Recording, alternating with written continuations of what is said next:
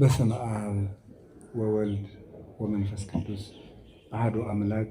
በስመ አብ ወወልድ ወመንፈስ ቅዱስ አሐዱ አምላክ። በስመ አብ ወወልድ ወመንፈስ ቅዱስ አሐዱ አምላክ አሜን። ይትባረክ እግዚአብሔር አምላከ አበዊነ ቅዱሳን ዘሰባህ ምሕረቱ በላዕሌነ። ምሕረቱን ቸርነቱን ይቅርታውን በሕይወታችን ላይ ያጸናልን የአባቶቻችን ፈጣሪያችን እግዚአብሔር በልቡናችን አስበን በአንደበታችን ተናግረን ስለማንፈጽመው ቸርነቱ የተመሰገነ ይሁን። የእናታችን የቅድስት ድንግል ማርያም የቅዱሳን መላእክት፣ የቅዱሳን ነቢያት፣ የቅዱሳን ሐዋርያት፣ የቅዱሳን ሰማዕታት፣ የቅዱሳን ጻድቃን በዕለቱ መታሰቢያቸውን የምናከብራቸው የኢትዮጵያ ብርሃን ቅዱስ ተክለ ሃይማኖት አባታችን በረከታቸው በሁላችን ላይ ጸንቶ ይኖርልን። ክቡር አባታችን ጸባቴ አባ ወልደ ማርያም ቆሞስ የዚህ ገዳም አስተዳዳሪ፣ የተከበሩ አባታችን ባይታዊ አባ ኪዳነ ማርያም የምዕራፈ ቅዱሳን ተከዜ ኪዳነ ምሕረት አበምኔት መስራች፣ ክቡር አባታችን መምህር አባ ገብረ ሥላሴ ምህረት የርዕሰ ገዳማት ወአድባራት ጣና ቅዱስ ቂርቆስ የአባቶችና የእናቶች አንድነት ገዳም አበምኔት፣ ቅድም የተጠቀሱት የዚሁ የሰበካ ጉባኤው ጸሐፊ ሊቀ ስዩማን ኃይሉ አጎናፍር፣ የተከበራችሁ ሊቃውንተ ቤተ ክርስቲያን፣ አባቶቻችን ካህናት፣ ወንድሞቻችን ዲያቆናት፣ የሰንበት ተማሪዎች፣ ምዕመናንና ምዕመናት ሁላችሁ ክርስቶስ ተንሥአ እሙታን አሰሮ ለሰይጣን ሰላም ኮነ፣ መከራችንን ተቀብሎ ሰላምን የሰጠን አምላክ ኢየሱስ ክርስቶስ ከአባቱ ከአብ ከሕይወቱ ከመንፈስ ቅዱስ ጋር ይክበር ይመስገን። ሁላችሁንም እንኳን አደረሳችሁ።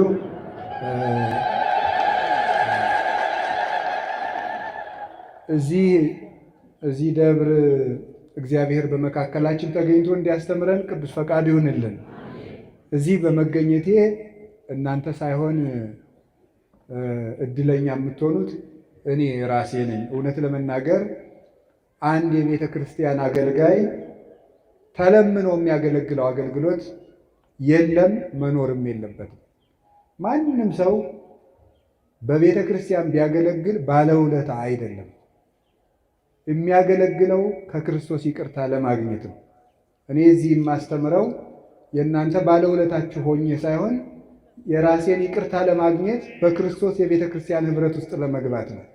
እሱ ነው ዋናው ነገርና እዚህ በመገኘቴ እኔ ነኝ ለኃጢአቴ ይቅርታ ለመተላለፌ ምሕረት የማገኘው ከእግዚአብሔር ጋር እንድታረቅ ከአቡነ ተክለ ሃይማኖት በረከት እንዳገኝ ከእናንተ ጋር ተጨምሬ እግዚአብሔር በቅድስት ኅብረት ውስጥ እንዲያኖረኝ ለእኔ ነው መልካሙ ነገር እዚህ መገኘቴ። ደብሩ ደግሞ እግዚአብሔር ሳይፈቅድ ማንም ቢሆን በየትም ቦታ መገኘት አይችልም እንጂ በጣም ብዙ ጊዜ መጥቼ ለማስቀደስ የምመኘው ቦታ ነው። ተሳልሜ ሄጄ ያውቃለሁ፣ ግን እዚህ ደብር አስቀድሼ አላውቅምና ደብሩንም እወደዋለሁ። ውሸት ምን ያደርጋል? ብዙ ምክንያት አለኝ። ቤተ ክርስቲያን ስለሆነ እንወዳታለን። ቤተ ክርስቲያን አንዲት ናት። ተክለ ሃይማኖትም ገብረ መንፈስ ቅዱስም ገብርኤልም ሚካኤልም ሁሉም አንድ ነው። የቤተ ክርስቲያን ትንሽና ታላቅ የለውም። ግን ጻድቁ አባታችን ለእኔ አባቴ ናቸው። በጠየቅኳቸው ሁሉ ጥያቄን ይመልሱልኛል። ለእግዚአብሔር እንዲያቀርቡልኝ የጠየቅኳቸውን ጥያቄ ሁሉ ይፈጽሙልኛል። እንደሱ ብቻ አይደለም፣ ነገሩ ካልቀለለብኝ በስተቀር አንድ ሐኪም አንድ በሽተኛ ከሱ መጥቶ ችግሩን መፍታት ሲያቅተው ወደ ዋናው ሐኪም ሪፈር እንደሚጽፈው ምዕመናን መጥተው የነገሩኝን ችግር ሁሉ መፍታት ሲያቅተኝ ወደ አቡነ ተክለ ሃይማኖት ነው የምልካቸው። ሂዳችሁ የአቡነ ተክለ ሃይማኖትን ገድል አንብቡ፣ የአቡነ ተክለ ሃይማኖትን ገድል አንብብ፣ የአቡነ ተክለ ሃይማኖትን ገድል አንብቢ ብዬ ልኪያቸው ችግራቸውን ያልፈቱልኝ የለም። በእውነት ካንሰር የያዛት እህታችን ሳይቀር ተክለ ሃይማኖትን ገድል አንብቢ ብያት ጻድቁ ፈውሰውልኛል። እና የከበደኝ እውነት እንግዲህ ባይሆን እኛ መብቃት ካልሆነልን ወደ በቁት መላክ ጥሩ ነው። እኛ ያቃተንን ነገር የበቁት አሉና ወደ እነሱ መላክና ጻድቁን ብትማጸኗቸው ጥሩ ነው። ወደ ዋናው ትምህርቴ ከመግባቴ በፊት እንደው መልእክት የማስተላልፈው ጻድቁን በደንብ ተማጸኑባቸው። እግዚአብሔር ለኢትዮጵያ ጸጋ ሰጥቶን ዓይናችን ያልተከፈተ ግን አቡነ ተክለ ሃይማኖት ላይ ነው። ባለፈው ዓመት መስከረም ላይ የግብፅ ገዳማትን ለማሳለም ሄጄ ነበር። ግብፅና እግዚአብሔር ፈቅዶ እዚያ 2 ግብፃውያን ሴቶች ይከተሉኛል። አረብኛን የሚናገሩት ሌላ ቋንቋ አይችሉም። ያው ሌላ ቋንቋ የሚባለው እንግሊዘኛ ነው። እኔም እየተበዳደርኩ አንዳንድ ቃል እየፈለግኩ ጉድ ሞርኒንግ ምናምን እችላለሁ። እሷን ብላቸው አይሰሙም እና የማይሰሙ ስለሆኑ አረብኛ የሚችል የግብፃዊ ካህን ፈልጌ እስኪ ምኑ ናችሁ ነው በላቸው ስላቸው የኢትዮጵያው ተክለ ሃይማኖት ልጄን ከካንሰር ፈውሰውልኛል። አሁን አንዷ ልጄ ደግሞ ስለታመመች የእሳቸውን ስዕል ይዘህ እንደሆነ እባክህ ስጠኝ ብለውን ብዬ ነው አሉ ማለት ነው። በአጋጣሚ እኔ ያልያዝኩም ነበር። የራሴ አንዳለችኝ ራስ ወዳዱኝ ይችንስ አልሰጥም ብዬ ዝም ብዬ ያዝኩኝ። ከዚያ በኋላ አንድ ከደብረ ሊባኖስ የመጡ አባት ነበሩ። እሳቸው ብዙ ይዘው ኑሮ ሰጡኝ፣ ሰጠዋቸው። እንግዲህ የምልላችሁ ነው የፈለግኩት ጻድቁ አባታችን እነሱ ይጠቀሙባቸዋል። ታውቃላችሁ፣ በስማቸው ሴንት ተክለ ሃይማኖት ሆስፒታል ብለው ሆስፒታል በስማቸው ሰይመው ሰርተውላቸዋል። ግብፅ ውስጥ፣ አውስትራሊያ ውስጥ ሲድኒ የሚባል ስቴት ውስጥ የአቡነ ተክለ ሃይማኖት አጽም አለ እያሉ ያስጎበኛሉ ግብፃውያን። ድዊ ይፈውሱበታል። ግን እኛ አጽማቸው ደብረ ሊባኖስ ነው ያገኙ ያለ ምናምነው። ትንሽ አፈርም ወስደው ሊሆን ይችላል። ይፈውስላቸዋል። ይገርማቸዋል። እግዚአብሔር በቅዱሳኑ ላይ የሚያበራ ብርሃን ነው። ኢየሱስ ክርስቶስ መድኃኒታችን ለስም አጠራሩ ክብር ይግባውና ለቅዱሳን ሐዋርያት እንደገባላቸው ቃል ኪዳን እኔ እስከ ዓለም ፍጻሜ ከእናንተ ጋር ነኝ ስላላቸው በእነሱ የወረደው ብርሃን በእነ አቡነ ተክለ ሃይማኖት ላይ ያበራል እና ቅዱስ ተክለ ሃይማኖት አባታችን ደግሞ ደግ አባት ናቸው። እውነቴን ነው የምነግራችሁ። ሰው አይንቁም። ትልልቅ ሰው ብቻ አይደለም፣ እንዲያው ከትልቅነታቸው በላይ እኔ እንዲያውም የሚገባኝ ደግነታቸው ነው። ስላዘኑልኝ ስለራሩልኝ ማለት ነው። እንዲያው ዝንጀሮ ስለሚወዱ ነው እንጂ አሁን እኔ ምን አድርገው ምን ብለው ነው እላለሁ። አንዳንድ ጊዜ ዝንጀሮዎች እንኳን ደብረ ሊባኖስ አዝመራ እየበሉ ሲያስቸግሩ አርዲቱ እነዚህን ዝንጀሮዎች እናጥፋ ሲሏቸው ምንድን ነበር ያሉ አባታችን? አይ ልጆች እኛ መጣንባቸው እንጂ እነሱ አልመጡብን። ጫካ እኮ የዝንጀሮ መኖሪያ ነው፣ ተዋቸው እንዳትነኳቸው ነበር ያሉ እና አባታችን እንኳን ለሰው ለዝንጀሮ ያዝናሉ። እኛስ ቢሆን ዘንድሮ ከዝንጀሮ ተሻልን ብላችሁ ነው? እንደው እግዚአብሔር በቸርነቱ ይራራልን እንጂ አያያዛችን እኮ የአውሬ ስራ ነው። አዲያ በቸርነቱ ግን መማፀኛ የሚሆኑ አባቶቻችንን ሰጥቶናል። የምንድነው በኢየሱስ ክርስቶስ ደም እንደሆነ ልባችን ጠንቅቆ ያውቃል። ቤተ ክርስቲያን የቆመችው የኢየሱስ ክርስቶስ ደም ነው። እነዚህ ቅዱሳን እየወሰዱ ከክርስቶስ የቸርነት ባህር ውስጥ የሚያቀርቡን ናቸው። እዚያ እንድንታጠብ የሚያደርጉን ናቸው። እነዚህ ቅዱሳን እጆቻችንን እየሳቡ መታይ እያሉ እንደነ ፊልጶስ እየሳቡ እጃችንን ከክርስቶስ የሚያደርሱን ክርስቶስ የሰጠን እጆች ናቸው እነዚህ ቅዱሳን። ከዚያ ውስጥ አቡነ ተክለ ሃይማኖት ናቸው እና ተክለ ሃይማኖት ጦም አያሳድሩም፣ ረሃብ አያስርም። አይቻለውን በእውነት ባይኔ ደብረ ሊባኖስ ሄደን 3 ሰዎች ሆነን ቆይ ተክለ ሃይማኖት ከተክለ ሃይማኖት ግቢ የተኛ ሰው ጦሙን አያድርም ይባላል የሚል አንድ ሰውዬ ተፈታትኖ እንዳበሉት ሰምቼ ነበር እና እኛም ሄደን ዝም ብለን እንተኛ እስኪ ብለን ዝም ብለን ተኛን። በመኪና ነው የተጓዝነው፣ በፊት ነው ረጅም ሰዓት ተጉዘን ነው የመጣነው። ዝም ብለን ተኛን። የዱሮዋ ግቢ ነበረች። አሁን ጸባቴ ያሰሯት አበምኔቱ ነው። በደንብ አድርገው አሰርተውታል። በእውነት እድሜያቸውን ያርዝምልን። በዚያውም በእውነት ማለት ነው ደብረ ሊባኖስን በደንብ አሳምረው አሁን የያዘውን ቅርጽ እንዲይዝ ያደረጉት እሳቸው ናቸው አውቃለሁ። የፊተኛዋ ግቢ ላይ ነበረች። እዚያች ተኝተናል። ከአዲስ አበባ የመጡ አንድ እናት ትርፍ ስሊፒንግ ባግ ይዘው ነበር ሰጡን እና እዚያ ተኝተን ሳለ እማናውቀው ሰው እየሮጠ መጣ። 2 ሰዓት ተኩል ወይም እንደዚህ ከምሽቱ ለምንድን ነው እራት ሳትበሉ የተኛችሁ አለ። እኛ በልተናል አለ። ተጨናንቀናል። ደግሞ ምን ጉድ ነው ብለን በልተናል አልበላችሁ ነው። ንፍሮ አምጥተው አበሉን። በበነገው ተክለ ሃይማኖት ግቢ ውስጥ ጦም ማደር አይቻልም ብለው መክረውን እኛ ሰው ሄዱ። እኛን ሰውም በበነገውም አይቻቸዋለሁ፣ ሌላ ጊዜም ስሄድ አይቻቸዋለሁ። ሌላቸው የፈለግኩት ምንድን ነው የተክለ ሃይማኖት ቤት የሃይማኖት ተክል ናቸው። አባታችን አቡነ ተክለ ሃይማኖት ውሸት አይደለም። በሳቸው የተገለጠ ክርስቶስ ነው። 90 ዓመት ሙሉ ራሳቸውን ክደው ለክርስቶስ ነው የኖሩት። 99 ዓመት ቅዱስ ጳውሎስ አሁን እኔ ሙቻለሁ በሕይወት አልኖርም ብሎ እንደተናገረ ራሳቸውን ገድለው ክርስቶስ በሳቸው ሕያው ሆኖ እንዲታይ ያደረጉ ናቸው። በስጋቸው ክርስቶስ ተገልጦበታል በሁለንተናቸው እና የጻድቁ አባታችን ስማቸው በተጠራበት ገድላቸው በተነበበበት አጋንንት እንዳይቀርቡ ክርስቶስ ቃል ገብቶላቸዋል። በሱ ስም ላይ በአቡነ ተክለ ሃይማኖት ስም ላይ የጌታችን ኢየሱስ ክርስቶስ ስም ተዋህዶ ስላለ ወገኖች በየጉራንጉሮው የማታውቁትን ሰው ከመከተል የሚታወቁትን አባት ተከተሉ። እሳቸው ከክርስቶስ ያደርሷቸዋል።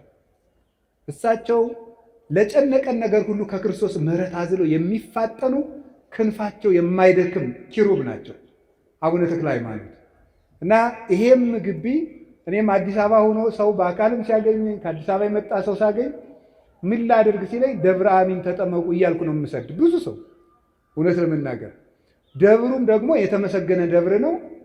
እንደው በወግ ስሰማ ነው ስርዓቱ እንደ ደብረ ሊባኖስ ቅዳሴ ከተገባ በኋላ ግቢው ይዘጋል ሲባል እሰማለሁ። እውነት ይሁን ቆይ ጸባቴ ይነግሩናል። እንግዲህ አልጠየኳቸውም ደግሞ አላደርሰኝ ብሎ ደብሩ ክርክም ነው፣ የተሸከፈ ነው። ውሎ ቅዳሴ ይቀደስበታል። ካህናቱ ሊቃውንቱ የታሹ የተከረከሙ ናቸው። ሰንበት ተማሪዎቹ ሁሉ የዚህ ሁካታ ሆይሆይታ የማያበዙ መምህራንን ጥሩ መምህራንን እንዲያስተምሩ የተዝረከረከ ሰው ወይም ኦርቶዶክስ ሃይማኖት አስተምህሮ ውጭ የሆነ ሰው በዚህ እንዳይቆም ለዕቅበተ እምነት የሚተጉ ሰንበት ተማሪዎች ያሉበት ክርክም ደብር ነው። ጸበሉ በጣም ፈዋሽ ነው። እዚህ በመገኘት ይህን የእግዚአብሔር ምሕረት እንደሚሰጠኝ አምናለሁ። ለሁላችንም እግዚአብሔር ምሕረቱን ያድለን፣ ይቅርታውን ይስጠን። የጻድቁ ተክለ ሃይማኖት በረከትና ረድኤት ከሁላችን ጋር ይሁን። ይችን ብዬ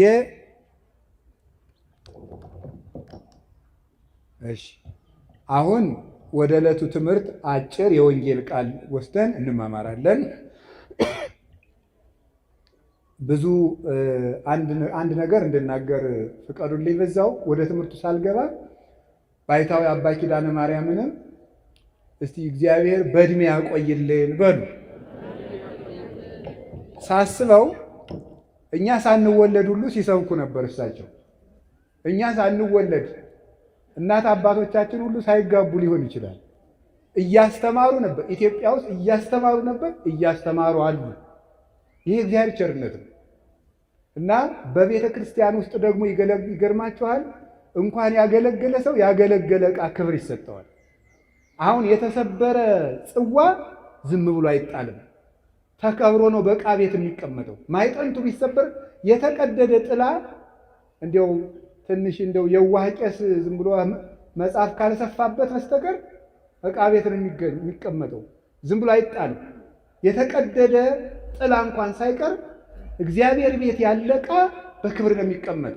እንግዲህ ያገለገለ ዕቃ ክብር ካለው ያገለገለ አባትማ እንዴት ክብር የለውም? 40 ዓመት 50 ዓመት በላይ ኢትዮጵያን አገልግለዋል። ዙረው ደከመኝ ሳይሉ በዱር በገጠር የኮዳ ውሃ ብቻ ቋጥረው እየዞሩ ማለት ነው። እንግዲህ እሳቸው የሚጠብቁት ሞታቸውን ነው። ለእኛ ይጸለይልናል።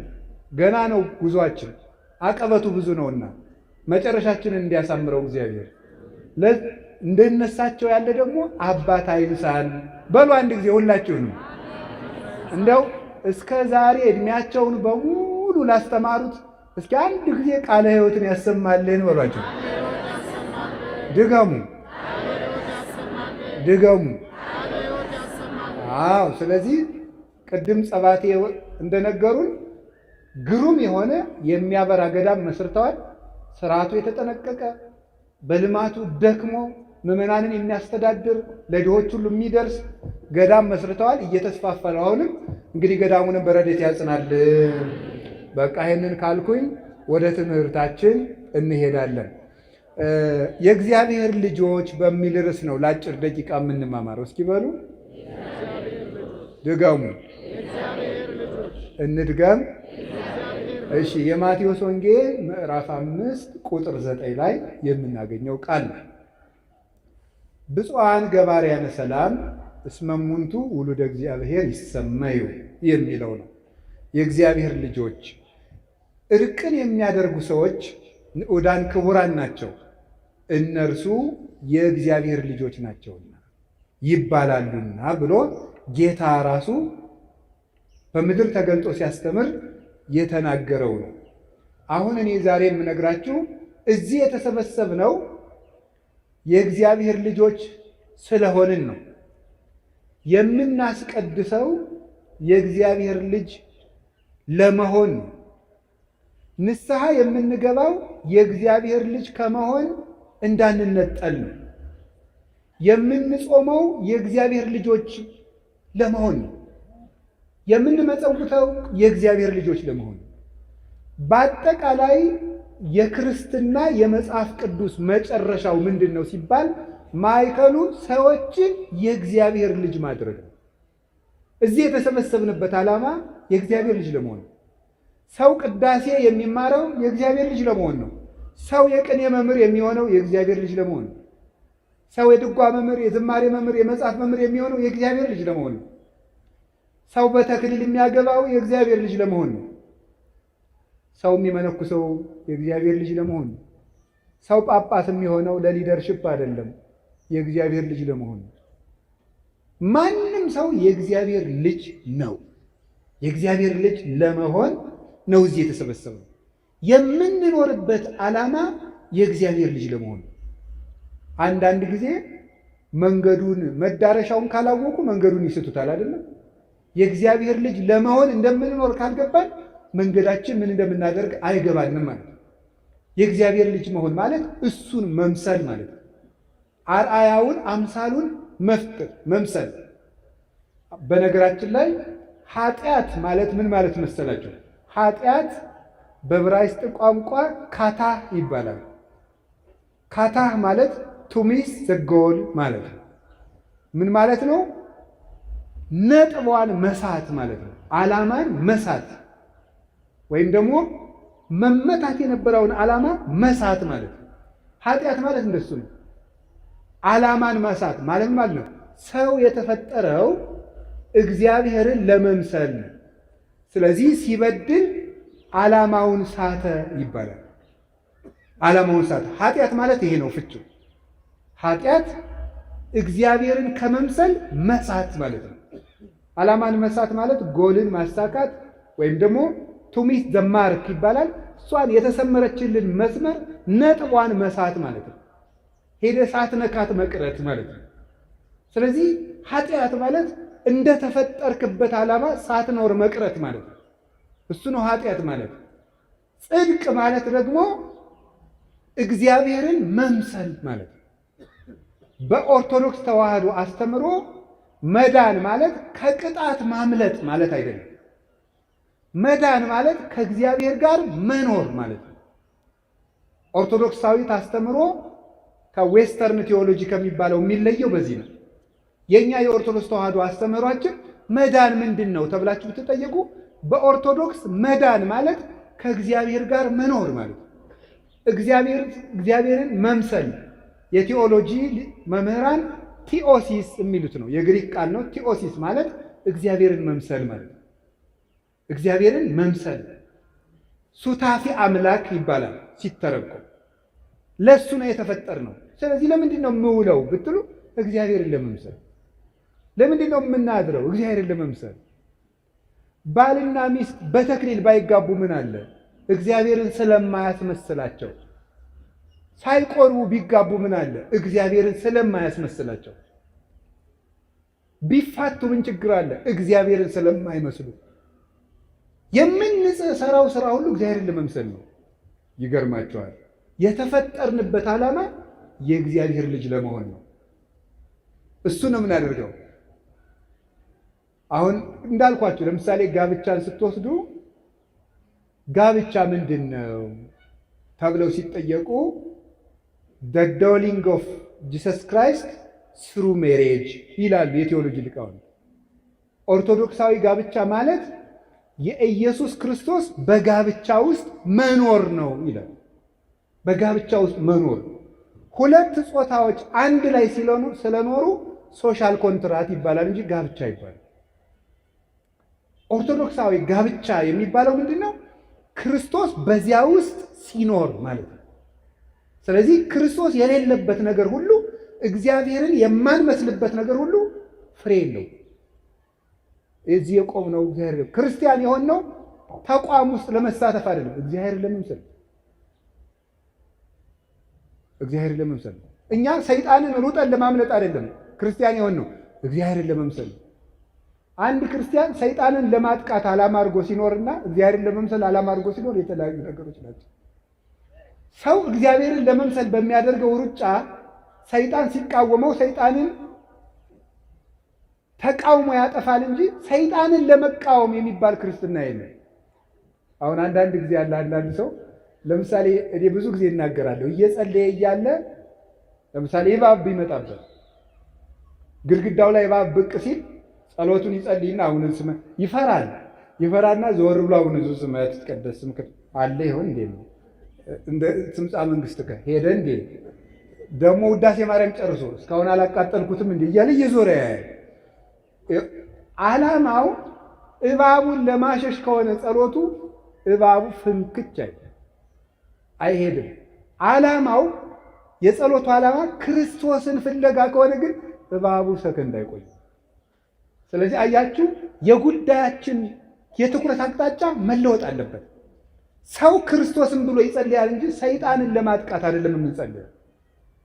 የፖዚቲቭ አፕሮች እና ኔጌቲቭ አፕሮች የሚባል ነው አሉ የእናንተ ዘመዶች የሚሉት።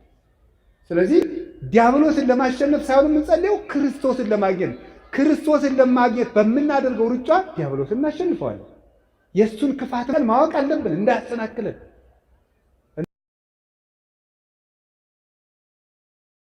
ሀብት የእግዚአብሔር ልጅ የመሆናችን ስልጣን።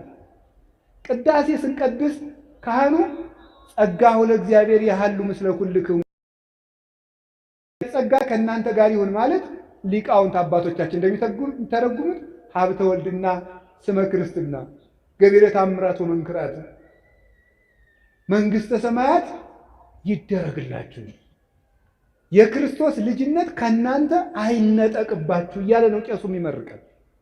ጸጋሁ ለእግዚአብሔር ማለት ክርስቶስ በነፃ የሰጣችሁ ልጅነታችሁ አትወሰድባችሁ።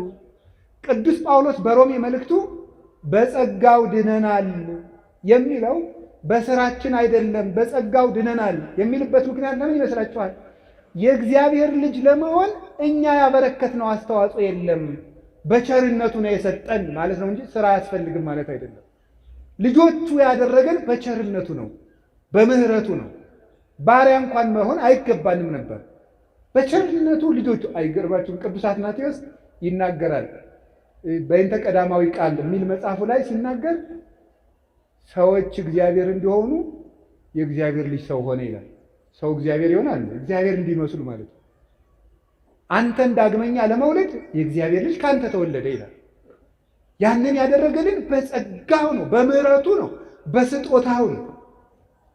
ጥምቀቱን የሰጠን በስጦታው፣ ሥጋው ደሙን የሰጠን በስጦታው፣ ክህነቱን የሰጠን በልግስናው፣ ቤተ ክርስቲያንን የሰጠን በልግስናው፣ የምንድንበትን የምንጠቀምበትን ስም ይዞ የመጣልን በጸጋው ነው። ያ ፍሬን እንዲያፈራ መሮጥ ግን ከሰው ልጅ ይጠበቃል። ይሄ ሲነርጂ ይባላል። የሰው ከፈቃድ እግዚአብሔር ጋር መስማማት ማለት ነው። ድህነታችን በዚህ ነው። ስለዚህ እግዚአብሔርን ለመምሰል ነው የተፈጠርነው። ከቃሉ ጋር ናችሁ እና የእግዚአብሔር ልጅ መሆን ነው ትልቁ ነገር። እግዚአብሔር በምድር ምን ስልጣን ሰጥቶናል ብትሉ ሁላችሁ ያላችሁ ስልጣን ነው፣ ትልቅ ስልጣን። ሁላችሁም መዘጋጃ ቤት ሳትሄዱ፣ ፍርድ ቤት ሳታሳውጁ፣ የሆነ ቦታ ሳትሄዱ እግዚአብሔር የሰጣችሁ ከሰማይ የሚደርስ አንድ ትልቅ ስልጣን አለ። እሱ ምንድን ነው? የእግዚአብሔር ልጅ መሆን። ወለእለሰ ተወክፍዎ ወሀቦሙ ስልጣነ ውሉደ እግዚአብሔር ይኩኑ፣ በስሙ ላመኑና ለተቀበሉት የእግዚአብሔር ልጆች የሆኑ ዘንድ ስልጣን ሰጣቸው። ስለዚህ የእግዚአብሔር ልጅ መሆናችንን እንዳናጣ ነው። እግዚአብሔር ሆይ ምንድን ነው ልጅህ አድርገኝ ብለን መጠየቅ ያለብን። ስንጸልይ ምን ብላችሁ ጸልዩ ነው ያለ? እስኪ አንድ ጊዜ በሉ ሁላችሁ በሉ እንጂ ሁላችሁ። አባታችን ሲገለበጥ እናንተ ምኖቼ ናችሁ ማለቱ ነው። አቤት ልጆቼ ናችሁ ማለት ነው። አባታችን ሆይ ማለት ልጆቼ ናችሁ። እግዚአብሔር ንጉሳችን ብቻ አይደለም አባታችን። ስለኛ ይገደዋል፣ ስለኛ ያሳስበዋል። ከልብስ በላይ ራሱን አልብሶናል፣ ከምግብ በላይ ራሱን መግቦናል። ለኛ ሙቶልናል። በግ አላረደልንም፣ የራሱን ስጋ ነው የፈተተ። ወይን አልቀዳልንም፣ የራሱን ደም ነው የሰጠ። እንዲህ ያለ አባትም የለም። እሱ አባታችን ነው ለእያንዳንዳችን። ታዲያ የእግዚአብሔር ልጅ የሆነው በምንድን ነው? በሃይማኖት፣ በጥምቀት፣ በቅዱስ ቁርባን በኩል የክርስቶስ ልጆች ሆነናል። የክርስቶስ ልጆች ከሆንን በሃይማኖት፣ በጥምቀት፣ በቅዱስ ቁርባን፣ በእምነት የእግዚአብሔር ልጆች ከሆንን ያን የእግዚአብሔር ልጅ መሆናችንን የምንገልጽባቸው ፍሬዎች አሉ። አያችሁ፣ ለመዳን ሰው ስራ ያስፈልገዋል የሚባልበት ምክንያት በዚህ ነው። በነፃ ልጆቹ አድርጎናል። በነፃ ልጆቹ ካደረገን በኋላ በጥምቀት ገብረ ሥላሴ ወለተ ሥላሴ ከተባልን በኋላ በጥምቀት ልጆቹ ከሆን በኋላ የእሱ ልጅ የመሆናችን ፍሬዎች አሉ ከኛ የሚጠበቁ። እነዚያን ፍሬ ሲያጣ ፍሬ የማያፈራውን ዛፍ ይቆርጡታል፣ ወደ እሳትም ይጥሉታል። ያ ነው ያለ ስራ መዳን አይቻልም የሚባለው። የእግዚአብሔር ልጆች ካደረገን በኋላ የእግዚአብሔር ልጅ ሆነን እንድንቀጥል የሚያደርገን ምንድን ነው ስትሉ የመጀመሪያው እርቅ ነው። እስኪ እርቅ በሉ ንገሩኝ እንጂ። አሁን በዚህ በባለ 50 ቅዱስ ያሬድ ብሏል፣ ምድርኒ ትገብር ፋሲካ ተሐጺባ በደመ ክርስቶስ። ምድር ራሷ በዓሉን ታከብረዋለች በክርስቶስ ደም ተቀድሳለችና ብሏል። አሁን ሰማይና ምድር በክርስቶስ ደም ታርቀዋል። አሁን ይሄ በዓል ክርስቲያን የእግዚአብሔር ልጅ ነው። የማይታረቅ ልጅ ደግሞ የእግዚአብሔር ልጅ አይደለም። እግዚአብሔር እርቅ ወዳጅ ስለሆነ ነው። እግዚአብሔር እንዴት ያለ አስታራቂ መሰላችሁ? መጀመሪያ እግዚአብሔር በስነ ፍጥረታትን አስታርቆ ነው ያኖራቸው። ውሃና እሳት ጠበኞች ናቸው፣ እውነት አስብ። ነፋስና መሬት ጠበኞች ናቸው፣ እውነት አስብ። አሁን እኛ ከምን ተፈጥረናል? ከነፋስ ከመሬት እና ከውሃ ከእሳት። እነዚህ ጠበኞች አንድ ላይ ተስማምተው ምን ይባላሉ? ሰው። አንድ ላይ እየኖሩ ነው። እግዚአብሔር የእርቅ አምላክ ስለሆነ እሳትና ውሃን አንድ ላይ አድርጎ ሰው አድርጎታል። መሬት ነፋስን ይጋርደዋል፣ ነፋስ መሬትን ይጠርገዋል። አስማምቶ ግን እግዚአብሔር ሰው አድርጎታል። እግዚአብሔር አስማምቶ ፍጥረትን ፈጠረ። እግዚአብሔር እንዲያው እርቅ እንደሚወድ ከማይባቸው ታሪኮች ውስጥ አንድ ሁለት ይገርሙኛል። ያልወቅስም እነሱ ሞኝ ናችሁ መሰለኝ። ሔዋን እኮ አሁን ገነት ነው ያለችው። የጸደቀች ሰው መወቅስ እኔ ጅል ነኝ? እሷ ጸድቃለች። የኔ ገና ዕዳዬን አላወቅኩም። አዳም ጸድቋል። ደሞስ በማን ላይ ቁመሽ እግዚአብሔርን ታምያለሽ ይባላል። ደግሞስ ማን በወል ይሄ ክርስቶስ እኮ ሰውን ያዳነ ሔዋን ልጅ ብትወልድ እኮ ነው። ሔዋን እኮ ውላልናለች፣ እናታችን ናት። በእውነት አዳም አባታችን ነው። ንስሐ ገብቶ ነው ክርስቶስ የተወለደልን። አሁን አዳም በተሳሳተ ጊዜ እርቃናቸውን ሆነው አዳምና ሔዋን ሄደው በለስ ውስጥ ተሸሸጉ። እንዲያውም መጽሐፍ ቅዱስ ምንድን ነው የሚለው? ሄደው ከእግዚአብሔር ፊት ተሸሸጉ ይላል። ምክንያቱም ሄደው የተሸሸጉበት ቦታ ራሱ የማን ፊት ነው? የእግዚአብሔር ፊት ነው። አዳም እግዚአብሔር አዳምና ሔዋን ያሉበትን እያወቀ እንዲሁ ይገርማል እኮ አመጣጡ። በሰርክ ጊዜ ይሄን የገነቱን ቅጠሉን ምኑን ኮሽ ኮሽ ኮሽ ኮሽ እያደረገ አዳም በየት ነው ያለ እያለ መጣ። አይገርማችሁም? አዳም አላየው መስሎ ነው ቢለውስ አንተ ቀጣፊ መጀመሪያ እንዲህ ከመሽሎክሎክ አትብላ ያልኩህን እንጨት ለምን በላ? አሁንማ እያየሁ ነው እዚያ ዛፉ ስር ነው ያለ አይለውም ነበር? ቸርና ሰው ወዳጅ የሆነ መድኃኔዓለም በብሉይ ኪዳን የነበረው አካላዊ ቃል እግዚአብሔር አዳም ወዴት ነህ? ይኸውላችሁ በግ ያጠፋ ልጁን እንደሚፈልግ አባት እኮ ነው። አባት በግ ጠብቅ ልጅ ብሎ ልጁን ያሰማራዋል። አው ከተማ እንኳን በግ ጥበቃ የለም፣ እኛ ጠብቀናል በገጠር እና ግን ስሙ እንግዲህ እናስተምራችኋለን። እናንተ ኮምፒውተር ታስተምሩናላችሁ፣ እኛ ደግሞ በግ ጥበቃ እና በግ ስንጠብቅ እንዲች አርጋ አውሬ እንዳታስበላ ተብለን እንላካለን። አንዲቱን ግልገል አውሬ ከበላብን ምን እናደርጋለን? ሄደን እንደበቃለን። ከጠፋን አሁን እኔ በግ አጥፍቼ አባቴ መጥቶ ይሄ ክፉ ልጅ ይሄ መናጢ ላግኘውማ ሲል ብሰማው ምን አደርጋለሁ? ዞር ብዬ ወደ አንዱ መጥፋት። እንዲያው ልጄ በተገኘ እንጂ በጊት ውስጥ ቅልጥ ትበልካለሳ እዚህ ነኝ ያለው አባባ ብዬ ያለውበትን እናገራለሁ ማለት ነው። ርኅራኄውን አይቼ አልተቆጣኝም ማለት ነው። አዳም እንዲጽናና ይህስ እግዚአብሔር ሊምረኝ ነው እንዲል የሚያውቅ እግዚአብሔር የማያውቅ መስሎ አዳም ወዴት ነህ አለው። እዚህ ነኝ ያለው። ምን ሆነ ነው አለው። የሆነውን አያውቅም እግዚአብሔር? ንገሩኝ እንጂ። ያያችሁ ጭንቀቱን መስማት ፈልጎ ነው ሊያናግረው ቢሻ ይላሉ ሊቃውንቱ። እንደዚህ አሁን አንዳንድ ሰው ልላችሁ ችግር መጥቶ ሲነግራችሁ፣ ለምሳሌ ብር ያላችሁ ሰዎች ከሆናችሁ ድሃ መጥቶ ወግ ሲያወጋችሁ ወግን አሳጥረውና ብር ነው የፈለግ አይባል። ችግሩን አስጨርሶ ማዳመጥ ይገባል። ብር ከሚወረውር ሰው የሰማ ሰው ይበልጣል። ጭንቀቱን የሰማ አይዞ እኔም እንዳንተ በዚህ ዘመን ችግረኛ ነበርኩኝ፣ አይዞ ያልፋል፣ እኔም ደግሞ እንዲተጋግዛለሁ ሲሆን ሲያለቅስ አብሮ ማልቀስ ይገባል።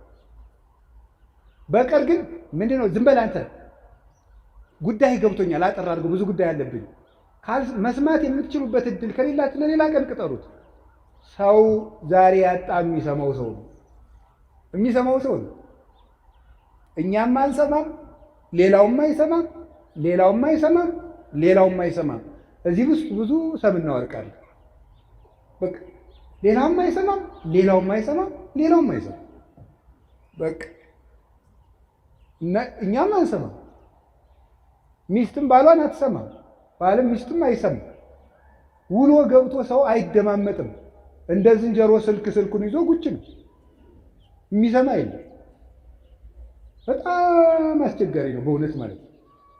የሚሰማ ሰው ከጠፋ ዓለም የሚጠፋ ጆሮ ሲጠፋ ነው። ሁሉ አፍ ከሆነ ችግር እኮ ነው። ይገርማችኋል እኮ አንድ የአሜሪካ ሳይኮሎጂስት አሜሪካ ውስጥ ሁሉ ተናጋሪ ሆኗልና ጆሮ እየጠፋ ነው፣ ጥቂት ቆይታ አሜሪካ ሳትጠፋ አትቀርም ብሎ መጽሐፉ ላይ ነው እንደዚህ ያለው።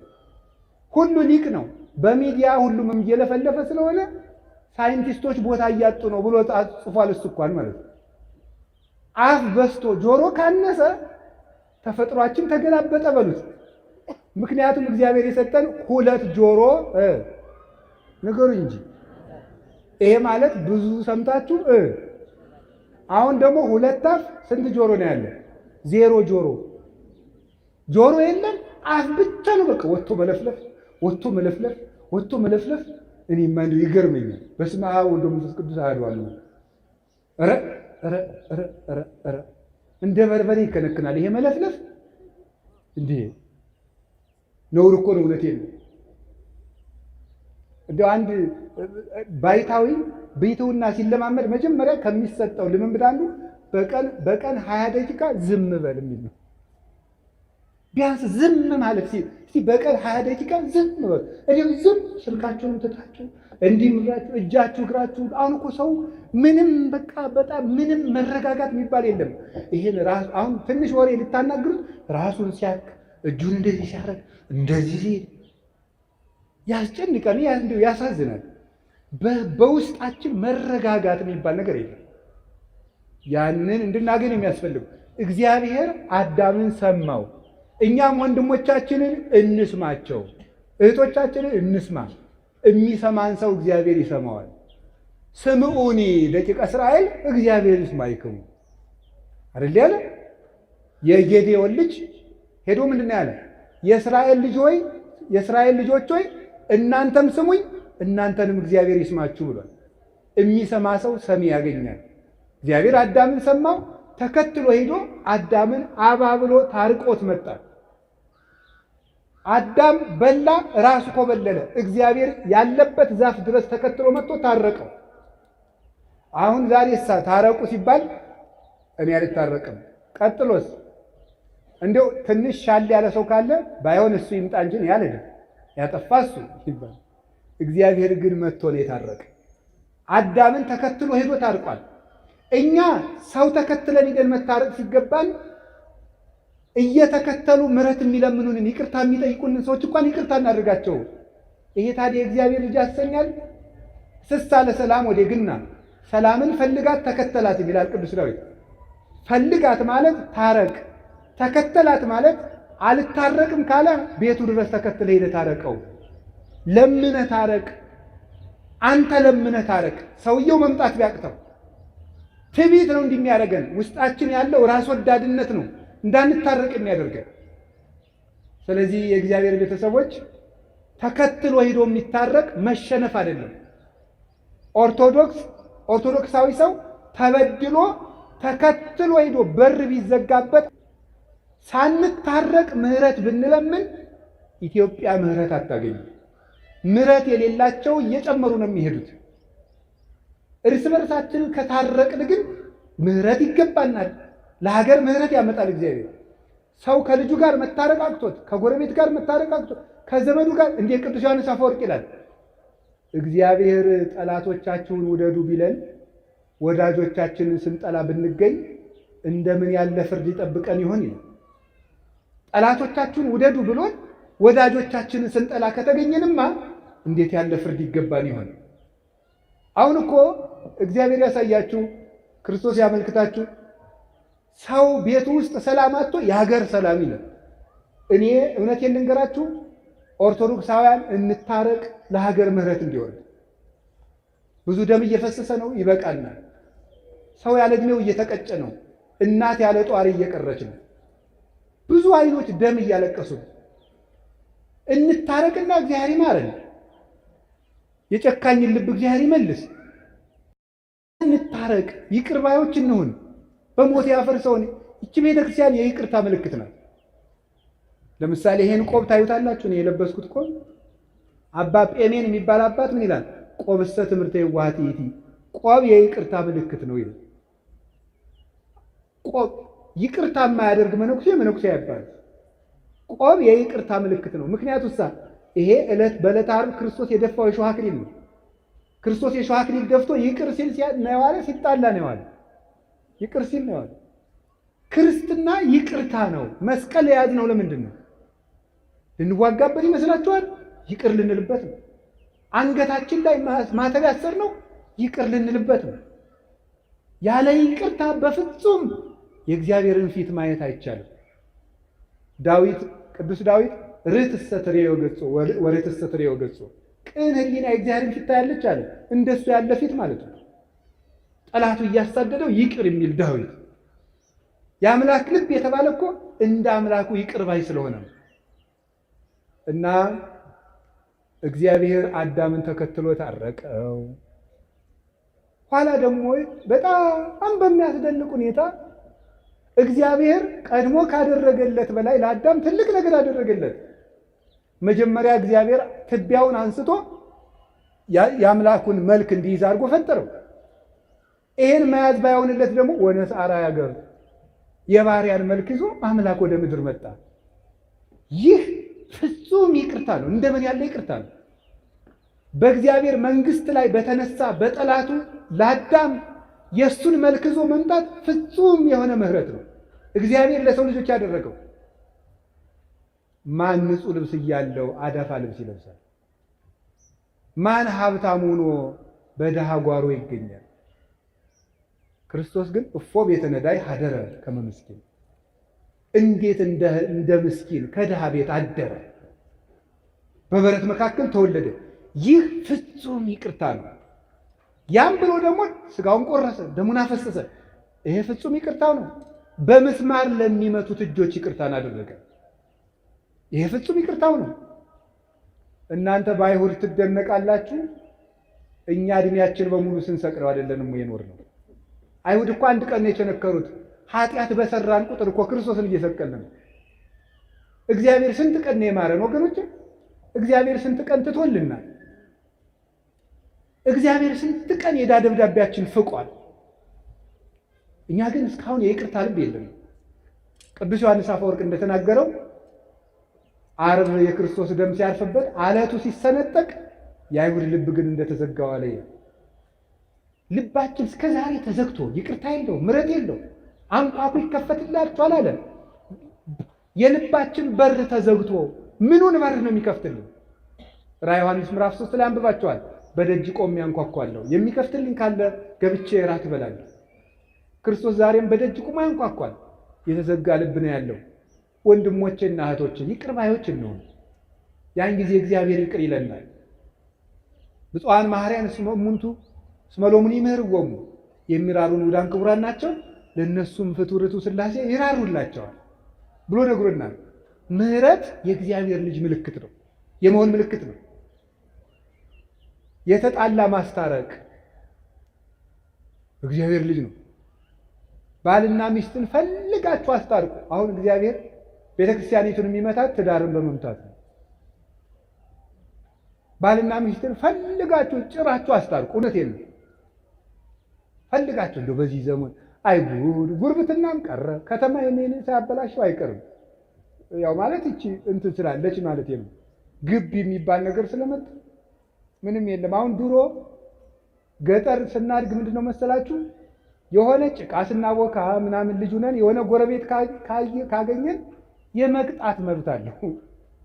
አባቴ አይደለም ግን በደንብ አድርጎ ይገርፈኛል። ዋስጥራ ብሎ ነው የሚገርፈኝ። ሄጄ ደግሞ ይቆጡልኛል ብዬ ለእናት አባቴ ገሌ እኮ ደብድቦኝ ሲባል ደግ አረ ደሳይ እኔ ይጨምሩልናል እንዲያውም ማለት ነው። ያ ነው ኢትዮጵያዊነትን ያቆየው ማለት ነው። አሁን የጎረቤትን ልጅ መቆንጠጥ ይቻላል? ኧረ በስላሴ ጭራሽ አሁንማ ጭራሽ ልጅንም መቆንጠጥ አይቻልም ነው እንጂ አቢዩዝመንት መጨቆን ነው ልጆች። አሁን እኮ ልጅ እያሳደግን ሳይሆን በሬ እያደለብን ነው። ማዳበሪያውም ይመስለኛል በ13 ዓመታቸው እንዲህ የሚሉ ልጆች ነው የሚመጡት፣ ግን ነፍስ ይኖራቸዋል። በጣም ከባድ ነው። እና ባልና ሚስትን አስታርቆ የባልና ሚስት ጠብ ከሀገር ጠብ ይበልጣል። ለምን? ከሁከት ከበዛበት ትዳር የመጣ ልጅ ነው ሀገር የሚያውቀው። ስለዚህ ባልና ሚስት አስታርቁ። እግዚአብሔር ይገርማቸዋል። ባልና ሚስት ሊያስታርቀ ሰማይ ወርዶ እንደነበር ታውቃላችሁ? እኔማ እንደው ግርም ነው የሚያደርገኝ። አብርሃምና ሳራን ሊያስታርቅ እግዚአብሔር ወርዶ ነበር። እንደው ሽማግሌ ቢልክላቸውስ?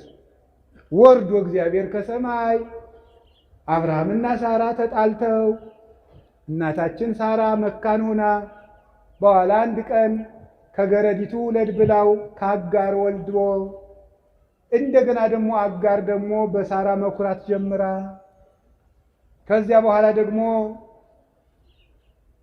ሳራን እግዚአብሔር ጎብኝቷት ይስሐቅን ወልዳ ደግሞ ሳራ ደግሞ እንደገና ደግሞ ትንሽ ትዕቢት ነገር ጎብኝቷት ምን አደረገች? የኔ የእመቤቲቱ ልጅ ከባሪያ ልጅ ጋር አይጫወትም ብላ ጠብ። እንግዲህ ብዙ እንግዲህ ትዳር ጠብ የሚመጣው በሰራተኛ ነው። እኔ ካሁን ቀደም አስተምሬ ያውቃለሁ። ባልና ሚስት አንድ ቤት እየኖራችሁ በሰራተኛይቱ ምክንያት ጠብ ከመጣ ከሚስቶቻችሁ ጎን ቁሙ። ገብቷችኋል አይደለም? አዎ፣ ከባድ ነው። ሴቶቹ ልቡናቸው ቅን ነው፣ ግን ሰውን የሚወዳቸውን ሰው ፈተና ያቀርቡለታል ይባላል አሉ ነው እንግዲህ። ያቀርቡለታል ማለት ለምሳሌ ለሰራተኛይቱ አነስ ያለ ራት ትሰጣታለች ከሱ ፊት። አንቺ ጨምሪያት እንጂ ካለ ነው የሰውዬ ልቡ ከሰራተኛይቱ ጋር ነው ያለ የሚለውን ለመመዘን ነው አሉ ነው። ይሄም ቢሆን እንጂ አላውቀውም እውነት ለመናገር እና የዚያ ጊዜ ዝም ነው ማለት ያለብህ አንተ። ኋላም ትጨምራት ነገም ታብላት። አሁን ከየት አገኘኸው ሲባል ከመጽሐፍ ቅዱስ እግዚአብሔር ሳራና አብርሃም ሳራና አጋር ሲጣሉ እግዚአብሔር ምንድን ነው ያለው? ሳራን ስማት አለ። ሰራተኛይቱ ምን ትበላል? አስወጣት። ከባድ ነው። ድሃ ግን አስለቅሶ አላልኩ፣ ሰራተኛ ጨቁኖ አላልኩ። እሷ እንዴት ትሆናለች? ሸኛት፣ ለእሷ ምን ያለውላት አለ። እሷ የወለድከውንም እባርክልሃለሁ አለ። ሸኝቶ ሰደዳት። አሁን ይህን ጉዳዩ ስለ ሳራ ስለ አጋር ስለ አብርሃም ርዕሳችን አይደለም። የገረመኝ የአንድ ባልና ሚስት የአንድ አባውራ ጠብ እግዚአብሔር ገዶት ከሰማይ ወርዶ ባልና ሚስት ሲሸመግል መገኘቱ ነው። ምክንያቱም እግዚአብሔር የእርቅ አምላክ ነው። የጠብ ትንሽ የለም። የዓለማት ጌታ ሁለት ሰው ሊያስታርቅ ከሰማይ ወርዶ መጣ። ይሄ ገርማችሁ? እርቅ ቀላል ነው። እግዚአብሔር ከሰማይ የወረደበት ርዕሰ ጉዳይ ነው እርቅ። ክርስቶስ ሰው የሆነው ሊያስታርቅ ሊታረቅ ነው። እርቅ ትልቅ ነገር ነው። ከቃሉ ጋር ናችሁ? ከቃሉ ጋር ናችሁ? እግዚአብሔር ከሁላችን ጋር ይሁን። በቅዱስ መጽሐፍ ፊልሞና መልእክት የሚባል ታውቃላችሁ አይደል? እስኪ ማታውቁት ፊልሞና መልእክት የሚባል ሰምቶ የማያውቅ እጁን አውጡ። አውጡ አውጡ አውጡ አውጡ። ካሜራውን ተው እናንተ ተው ተው ተው ተው። አቤታችን ይከደን። እግዚኦ እግዚኦ እግዚኦ እግዚኦ። መች አላችሁ እናንተ? እንዲሁ እውነቴን እኮ ነው። እንዲሁ ነውር አይደለም። እስኪ አንድ ጥያቄ ልጠይቃችሁ፣ ሌላ ጥያቄ ልጠይቃችሁ። ሊዮናርዶ ዳቪንቺን የሚያውቅሽ አውጡ አውጡ። ሊዮናርዶ ዳቪንቺን የሚያውቅ ሞናሊዛን የሳላት ማለት ነው ወይ? በሁለቱም እንዲያ ናችሁ እንዴ? አውጡ እንጂ አውጡ። ሞናሊዛን ይሄን እዚህ ላይ በርታላችሁ። አሁን ሊዮናርዶ ዳቪንቺን እያወቃችሁ የአምላካችሁን መጽሐፍ አታውቁም? ነውር አይደለም? ነውር ነው። ተው በሞት እንተዋወቅ ከእግዚአብሔር ጋር። የእግዚአብሔርን መጽሐፍ እንዴት ነው የማታነቡት? አሁን እኔን እንደ ሐኪም ቁጠሩኝ። ግድ የለም ቄስ ሐኪም ነው። አይዟችሁ፣ ስለ ራሱ እያወራ ነው እንዳይመስላችሁ። የለም እኔ ያልኩኝ አሁን ቄስ ሐኪም ነው የሚለውን ብቻ ነው። በቃ ዝም ብሎ አባ ገር ኪዳን የሚባለውን ፐርሰናሊቲ ተውትና ዝም ብሎ ሰው ቄስ አድርጉኝና ሐኪም ነው። አሁን መድኃኒት እያዘዝኩላችሁ ነው። በቀን አንዳንድ ክኒን ዋጡ ቢላችሁ ሐኪሙ ትውጣላችሁ አትውጡ? በቀን አንዳንድ ምዕራፍ መጽሐፍ ቅዱስ ዋጡ። እሺ በሉ እንጂ። እሺ በሽተኛው ለሐኪሙ ሄዶ አሞኛል ምንክን ራሴ እንደገና 70% የበሽተኛው ህመም የሚታወቀው ከታካሚው ሂስትሪ ነው ይላሉ ሐኪሞች። እሱ ከሚያቀርበው ኢንፎርሜሽን በዚያ ካልተግባባ በሽታው አይገኝም። አሁን የገጠር ሰው ብዙ ጊዜ ሊታከም ሄዶ ባለመግባባቱ በሽታው አይገኝም። ምን ያደርጋል ሲል ይጎሸምጠኛል። መጎሽመጥ ምን እንደሆነ እንግዲህ አይታወቅም በሐኪሙ ማለት ነው። አንዳንዱ ሰው ደግሞ ሄዶ ምን ይላል መሰላችሁ? ምንድን ነው የሚያም ሲባል አንተ ወቀው እንጂ ሐኪም ሊያውቅ መስሎኝ እንደዚህም ይላል። አያችሁ፣ ከሐኪሙ ጋር ኮሚኒኬሽን ከሌለ መድኃኒቱ አይገኝም። አንዳንዱ ሰው ካልተናገርክ እንዴት ትታከማለህ? ንስሐ ግቡ ማለት እሱ እኮ ነው ሕክምና፣ በሽታን መናገር ማለት ነው። ከዛ መድኃኒት ይታዘዝልናል። አሁን አንድ ነገር ልንገራችሁ። አንድ ሰው ለሐኪሙ ሄዶ በሽታውን ተናግሮ ይኸውልህ፣ ሰማችሁኝ? በሽታውን ተናግሮ ሲጨርስ ጨጓራ መሆኑ ታወቀ። ለምሳሌ ጨጓራ ማለት ጋስትራይት ነው። እሱ ማለት በምናምን ባክቴሪያ አድርጎ በምን ተነድጎ ሙከስ መንብሬን ሲላጥ ምን እንደዚህ ብሎ የሚመጣ ነገር ነው። እነዚህ ደግሞ ነገሮች ከእንትን ጋር ኮኔክት አድርገው ብሎ ያው ስለማላውቀው ብሎ ሌክቸር ቢሰጠውና በልቤት ክንድ ቢለው ሰውየው ይድናል አይድንም? አይድንም። የሚድነው መድኃኒት ሲያዝለት ነው። ስለ ጨጓራ በመስማት ጨጓራን መዳን አይቻልም። የጨጓራ መድኃኒት በመውሰድ ነው። ለጥንቃቄ ይረዳ ይሆናል። እየሰሙ ብቻ በመሄድ መዳን የለም። ሄዶ ማድረግ ነው። አንድ ምዕራፍ መጽሐፍ ቅዱስ በቀን አዝዤላችኋለሁ። እንግዲህ ያው እግዚአብሔር እዚህ አዞናል። እንግዲህ መቼስ ከነ ኃጢአታችን ቢሆን እዚህ ተላላኪ አድርጎን ነው። አንድ ምዕራፍ መጽሐፍ ቅዱስ ለራሳችሁ እስቲ ቃል ግቡና አንድ ምዕራፍ መጽሐፍ ቅዱስ ሳላነብ አልተኛም ብላችሁ ለ24 ሰዓት አንድ ምዕራፍ መጽሐፍ ቅዱስ አንብቡ። እሺ፣ በጣም ጥሩ። ከዚያም እንግዲህ የፊልሞና መልእክት በመጽሐፍ ቅዱስ አንድ ምዕራፍ ያለው መጽሐፍ ቅዱስ ነው። ልክ እንደ ይሁዳ መልእክት ማለት ነውና በጣም የሚያስገርማችሁ ለምንድን ነው ፊልሞና መልእክት ከሁሉም መጽሐፍ ቅዱሶች ከሚያስገርመው ጠባዩ አንድ ባሪያንና አንድ ጌታን ለማስታረቅ የተጻፈ መጽሐፍ ነው። በጣም እኮ ነው የሚገርማችሁ። ስለ እርቅ ትልቅነት ነው አርዕሳችን። ፊልሞና የሚባል አንድ ትልቅ ሰው ነበር፣ ባለጸጋ። አናሲሞስ የሚባል ባሪያ ነበረው። ዛሬ ሰራተኛ ተብሏል። አሁን ያው መቼስ እንትን እያለ አይደል ቀለም እየተቀባ ነው ሁሉ ነገር። አሁን ሰራተኛ ተብሏል። ከዚያ ደግሞ አይነ ስውር የሚለው ቀርቶ ማየት የተሳነው ደህና ነው፣ ይሁን ግድ የለም። አሁን ሰራተኛው አናሲሞስ፣ ባለጸጋው ፊልሞና ይባላል። ሁለቱ ተጣልተዋል። በቤተ ክርስቲያን በትውፊት ከብት አጥፍቶ ነው ይላሉ። ለማንኛውም ግን አንድ ባለጸጋና ሰራተኛው ተጣሉ። ቅዱስ ጳውሎስ ይህንን ሰምቶ አናሲሞስን እንዲታረቀው የጻፈው አንድ ደብዳቤ ከመጽሐፍ ቅዱስ አንድ መጽሐፍ ቅዱስ ተብሎ ተቆጥሯል። በጣም ይገርማችኋል። አንድ ባለጸጋንና ሰራተኛውን ለማስታረቅ የተጻፈ ደብዳቤ ከመጽሐፍ ቅዱስ አንዱ ምዕራፍ ነው። ለምንድን ነው እንደዚህ የተደረገ? ሁለት ነገር ነው የምንረዳው ከፊልሞና መልእክት። አንደኛው ሰው ክቡር መሆኑን፣ ሁለተኛው እርቅ ትልቅ መሆኑን ነው የምንረዳው።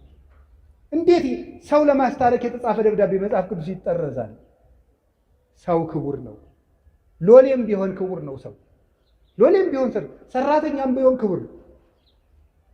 ታረቅ፣ ከሰራተኛ ጋር ካልታረቅ ከእግዚአብሔር ጋር አትታረቅም ብሎ ጻፈልን።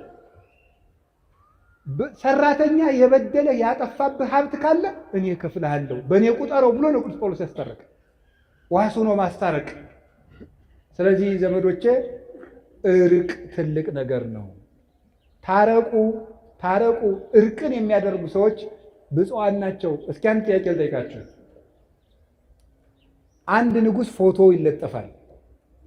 ፎቶ ተለጥፎ የንጉሱን ፎቶ ስንቀድ የንጉሱ ወታደሮች ቢያዩን ሀ ይሸልሙናል፣ ለ ይቀጡናል።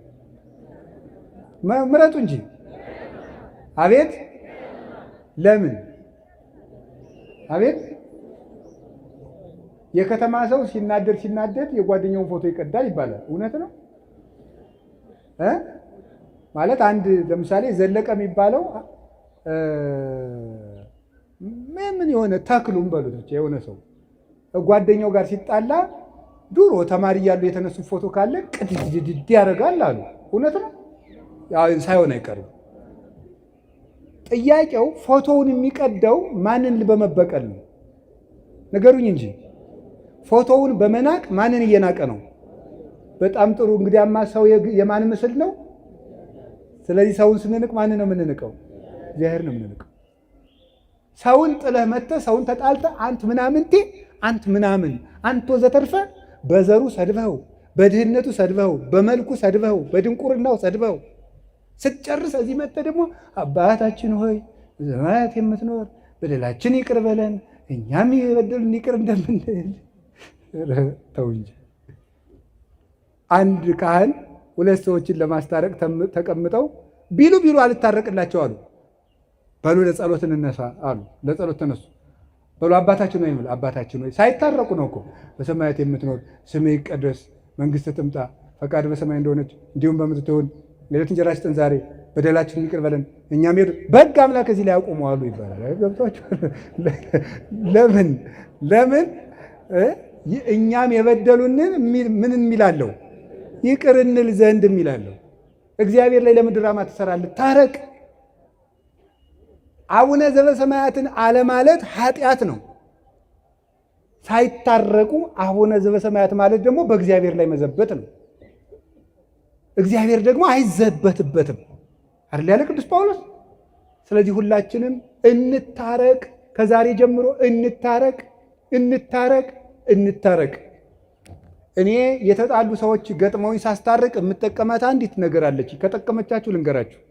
ሁለት ሰው ሊታረቁ ተቀምጠው እምቢ ካሉኝ አይ አባ አልገባህም፣ ሰውየው እኮ እንዲህ ያደረገኝ ሰው ነው፣ እንዲህ ያደረገኝ ሰው ነው፣ እንዲህ ያደረገኝ ሰው ነው፣ እንዲህ ያደረገኝ ሰው ነው ሲለኝ አንድ ጥያቄንም ጠይቅ፣ ከክርስቶስ ትበልጣለህ ነው የምለው። አልበልጥም። እንግዲያስ እግዚአብሔር እንዲያደርጉ ተደርጎ ምን ብሏል? ታርቋል። ብዙ ባልና ሚስት በዚች ንግግር ታርቀውልኛል። ከክርስቶስ ትበልጫለሽ፣ ከክርስቶስ ትበልጣለህ እላለሁ። አልበልጥም ካልክ ታረቅ፣ አልታረቅም ካልክ እንዲሁ ከሆነም ደግሞ እሱ ይምጣ፣ ከሆነም ደግሞ እሷ ትምጣ አይባልም። ሄደህ ታረቅ። ዛሬ ስለ እርቅ ነው የምነግራችሁ። የጻድቁ ቤት የእርቅ ቤት ስለሆነ አባታችን አቡነ ተክለ ሃይማኖት ዓርብ ቀን አይደለ አንድ ሰውዬ መጥቶ የጣዖት አምላኪ ልጅ መጣ።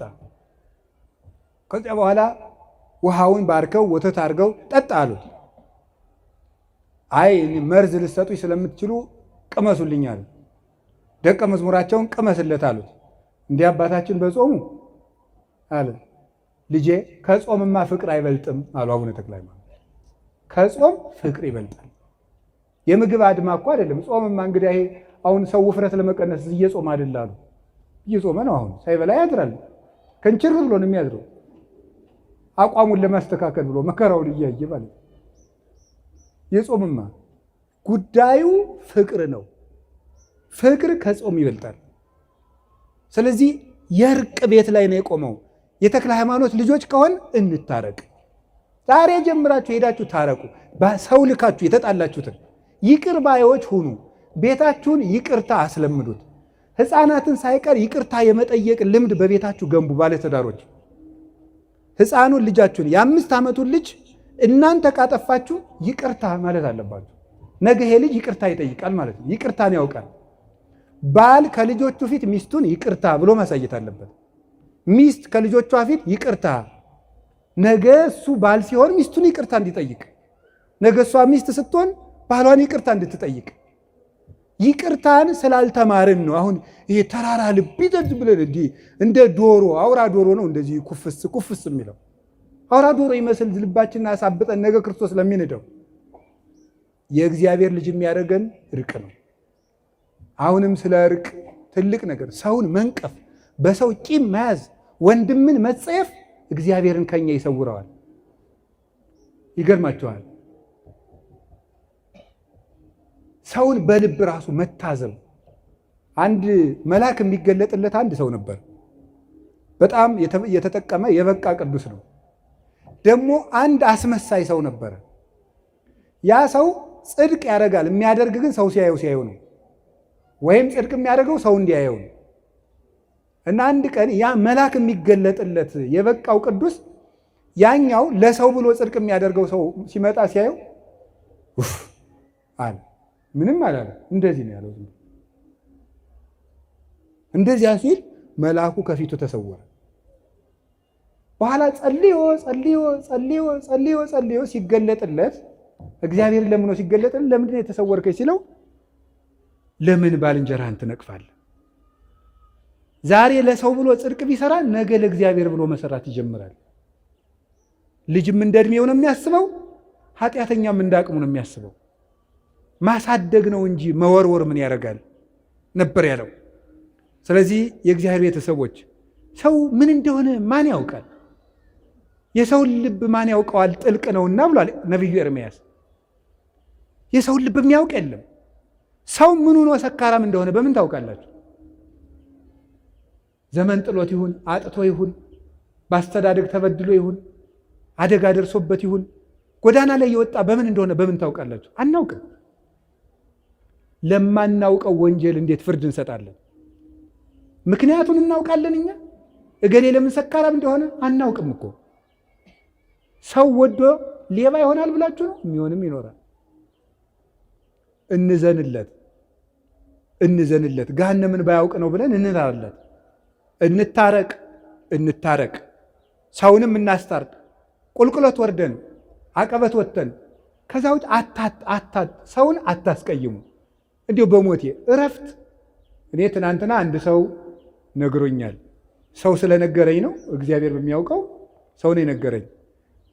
አንዲት ልጅ ሰው በኮሜንት ስለሰደባት ራሷን አጠፋች ብሎ ሰው ነግሮኛል ትናንት። በጣም ያሳዝናል። እውነቴን ነው የምነግራችሁ። እንዴት ክቡር የእግዚአብሔርን ፍጥረት ሰድበን እንገላለን በእውነት ማለት ነው። አሁን እዚህ በኋላ ራሱ እኮ አንማርም። ይገርማቸዋል እኮ ሄደን ሰውን ሽንቁር ማድረግ፣ ሰውን መውጋት፣ ሰውን ማድማት፣ ማመስገን ካልቻላችሁ ዝም በሉ። እኔ እግዚአብሔር ያውቃል፣ ያው እግዚአብሔር ምስክሬ ነው።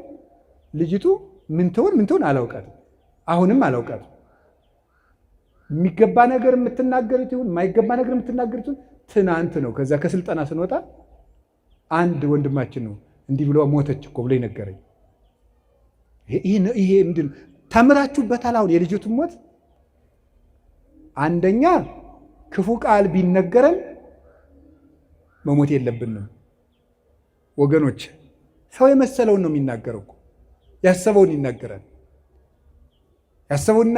የመሰለውን ይናገራል። እግዚአብሔር እስካለልን ድረስ ሰው የጣለውን እግዚአብሔር ያነሳዋል። ሰው የጣለውን እግዚአብሔር ያነሳል። ሰው የጠላውን ሁሉ እግዚአብሔር ያነሳል። እኔም ማየውን አንተ አታይም አይደል ያለው ቅዱስ ጴጥሮስን። ሰው የውጭ ኃጢአትን ያያል፣ እግዚአብሔር የልብ ጽድቅን ያያል፣ ይመለከታል።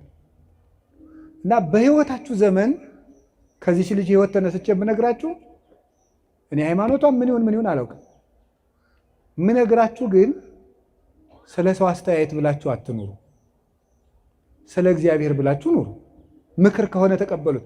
እንዲያውም አንድ ነገር በዚያው ሰው ሲናገራችሁ ምን ማሰብ እንደሚገባችሁ አንድ የቅዱስ ዮሐንስ አፈወርቅን 3 ንግግሮች ልንገራችሁ። ሰው ክፉ ቃል ሲነገራችሁ ደግሞ ነገም እናንተ እንዳትሞቱ ብዬ ነው። ሰው ክፉ ቃል ሲነገራችሁ ምንድነው ማሰብ ያለባችሁ? 3 ነገር ነው ማሰብ ያለባችሁ። ቅዱስ ዮሐንስ አፈወርቅ ዮሐንስ ወንጌልን ሲተረጉም የተናገረው ነው። አንደኛው ያለብህን ስህተት ከሆነ የሚናገር አትጥላው፣ መስታወት ሆነዋልና ነው። አትጥላው፣ ሂድና አስተካክል። መስታወት አሁን እዚህ ላይ እንደው አንዳንድ ጊዜ እንደው እስቲ ገብስ ቆሎ በልተን በተልባ ወጥ በልተን ጥርሳችን ላይ ልጥፍ ብሎ ገብሱ መስታወት ስናይ እንደው ገብሱ ጥርሳችን ላይ ብታዩት አፈር ያባህንት መስታወት እንደው ብለህ ትሰብሩታላችሁ? አሰብሩትም እንዴ? ታነሳላችሁ ጉድፋችሁን ማለት ነው። ክፉ ቃል የሚናገርህን ሰው ልክ እንደዚያ መስታወት ይኸው በቃ ቀለል አድርገህ እንደዚያ መስታወት ጉድፍህን አንሳ እንጂ ወደ ውስጥ ወስደህ አትጎዳበት፣ አታምሰልስለው፣ ራስህን ይበት። አንዱ እሱ ነው። ሁለተኛ እሳ ደግሞ እያለህ የለህም የሚል ከሆነ ደግሞ ስቀተው።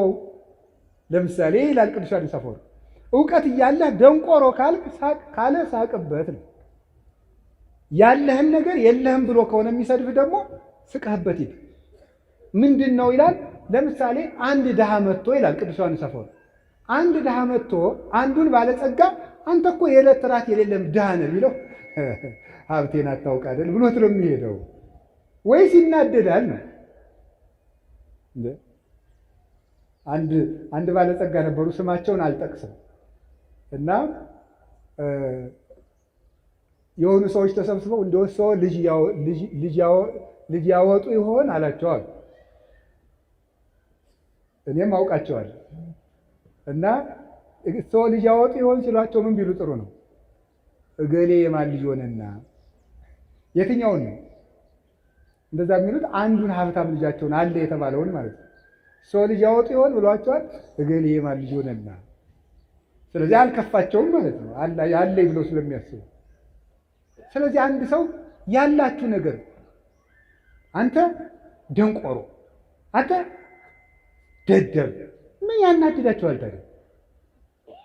ያለህን እውቀት ራስህ ታውቀው የለን? ኧረ እባክህ ከፈለክና ወረቀቴና ላሳየህ ማስተርስ የት እንደተመረኩ ምን አለፋ። በተግባር ይገለጣል። ሶስተኛ በተፈጥሮ እየሰደበ ከሆነ ጸልይለት። ምክንያቱሳ ወንድሙን ደንቆሮ ብሎ የሚሰድብ በገሃነም ይፈረድበታል ይላል።